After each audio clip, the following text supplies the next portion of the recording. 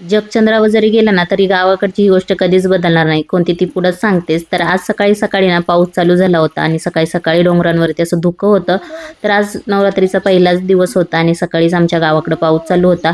उपवास होता म्हणून उपवासाला ना खिचडी बनवलेली होती आणि आमच्या ना घराच्या पाठीमागे ही झाडं लावलेली आहेत फुलांची, ज्याला खूप छान अशी फुलं आलेली आहेत, खूप कळ्या पण आलेल्या आहेत आणि ती खूप सुंदर अशी दिसत होती. पाऊस पडला होता त्यामुळं मस्त हिरवेगार झाले होते.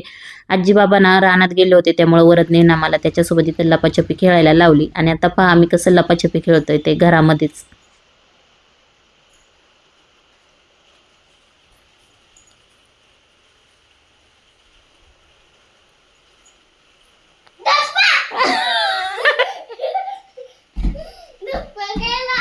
स्टॉप.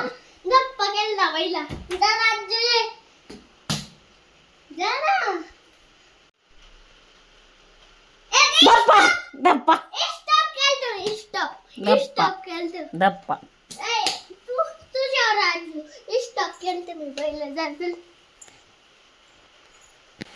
तर ही आहे ती गावाकडची न बदलणारी गोष्ट, ते म्हणजे किती पायपुसणे असू द्या पावसाळ्यात मात्र पोत्याचीच पायपुसणी वापरतात.